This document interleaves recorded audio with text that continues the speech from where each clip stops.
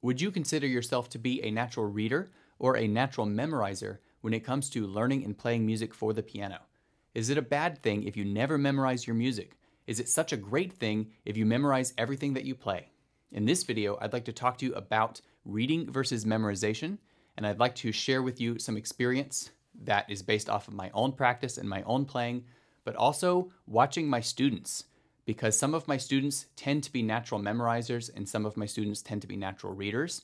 And it's really interesting that when we are dealing with students that are below the advanced level, they often have a strength in one of these abilities and a deficiency in the other. Very rarely do I get a strong, well-balanced reader and memorizer. So in this video, I'm going to be exploring these topics.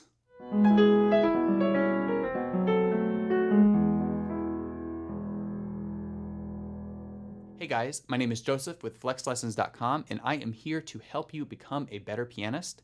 And if there's one thing I'd like to do for you, it would be to help you learn more music in a given year.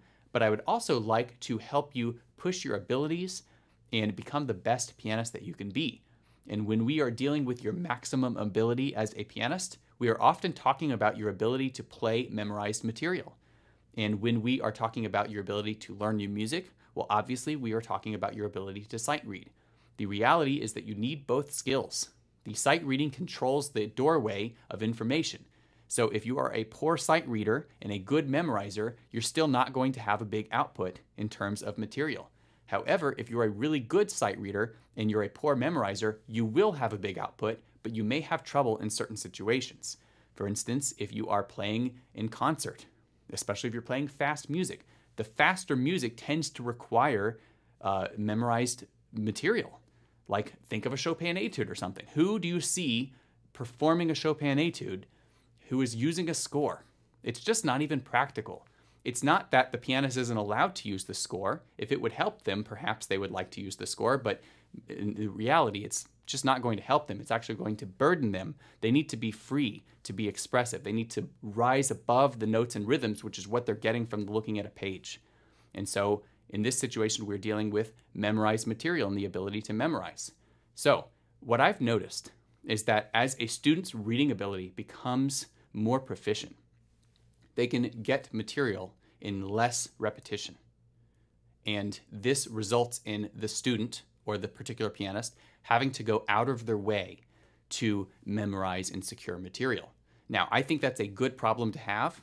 I much prefer it to the inverse. And I speak from experience here because I started with material that was way too difficult for me, and I learned very few pieces per year, and I memorized everything I learned. And so to the average listener, it would look like I really knew what I was doing on the piano.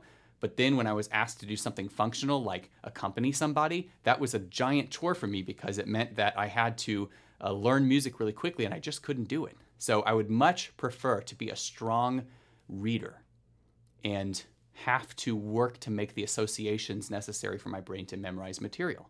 But there's one thing you should know. If you are a natural reader and you read everything and you never memorize anything, you probably have no idea what you're capable of as a pianist. And so I would strongly implore you to try memorization and to start distancing yourself from your sheet music for your hardest material or the hardest parts of your material. And on the flip side, if you're like how I started, if you're a natural memorizer, well, you're probably not experiencing nearly as much material in a given amount of time as you could.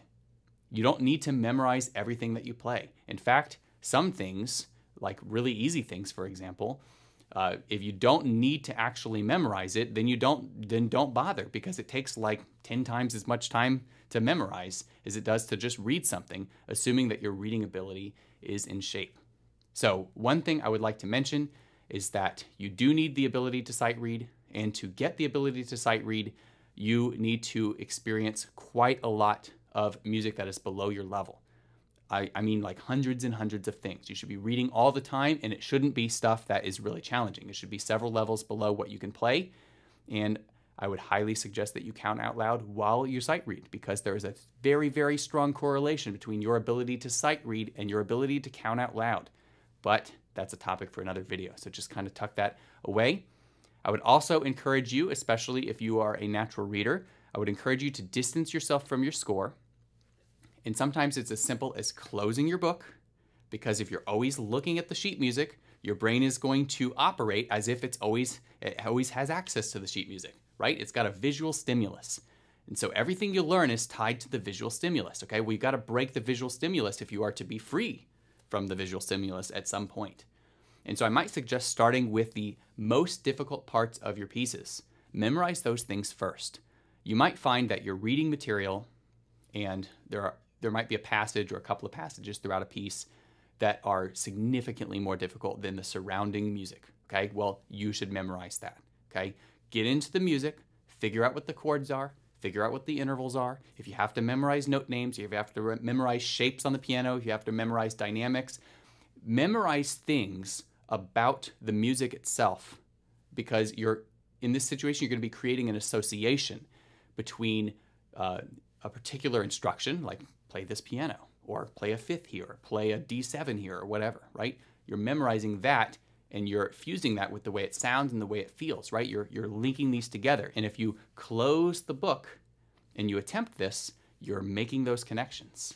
And every new day you attempt to do that, you're making those connections stronger.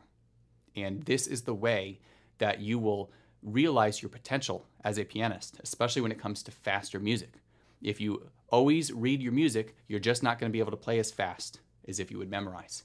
So another thing I'd like to suggest is that you memorize your fast pieces and read your slow pieces. That's at least one strategy to help you determine whether or not you should memorize and whether or not you should read, okay?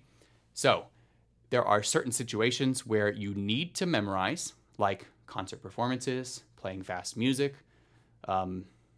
If you would like to collect repertoire and play it regardless of whether or not you have a score, just, oh, there's a piano, I want to be able to play something, right? Well, you need to have repertoire, which means you need to memorize, which means you need to go out of your way to rehearse your memorized material and practice it. And at the same time, there are many situations where it's totally okay and preferred to use a score. For example, one of the things I do is church accompaniment work, and it's really nice to not have to memorize that information because there's so much of it. It would be terribly tedious for me to memorize it all, and it's completely unnecessary. It's typically far enough below my maximum ability that I can just sight read it, or I can read it with very little rehearsal time and be good to go as long as I can actually look at that score. Sometimes having access to a score will help you perform better if the piece is slow or if the piece is not too beyond your abilities. But if you're trying to play something that is really difficult, you really should just go for memorization. And if you are one of these people who are really intimidated by sight reading, my recommendation to you would be to get started reading every day, or every time you practice reading some simple material. And in another video, I'm going to talk about sight reading at length, so definitely look for that. And if you are always reading and you're never memorizing, like I said, definitely close that book. Do something called spaced repetition, which is where you put time between your practice attempts. So let's say you practice for 10 or 15 minutes on a particular thing, and hopefully this thing would involve your music book being closed sometimes. And then you walk away from the piano and you come back and you try to recall that information. And each new day that you do that, or each time you walk away from the piano and there's a significant period of time before you come back, you have essentially cleared your mind of that material. And so when you try to recall it, you are driving the memory. In fact, it's not even the repetition, it's the recollection that drives the memory. And so that's why spaced repetition can be so effective. So I challenge you to figure out, where are you weak as a pianist? Are you a weak reader, or are you a weak memorizer? And if you're not on either one, well then you're probably not my target audience here. But if you do have a deficiency in one of these skills, I would encourage you to sort of hedge for that and build the other skill up. Make sure that your reading and your ability to memorize are both strong. You'll want to be able to play in front of other people, I would assume. You're going to do better from memory. And you'll want to learn as much material as possible, I'm sure, right? Well, you'll need to make sure that you have pretty strong sight reading skills. I hope you found this video helpful. If you are interested in more topics like this, I would encourage you to subscribe, and I will see you in the next video. Bye.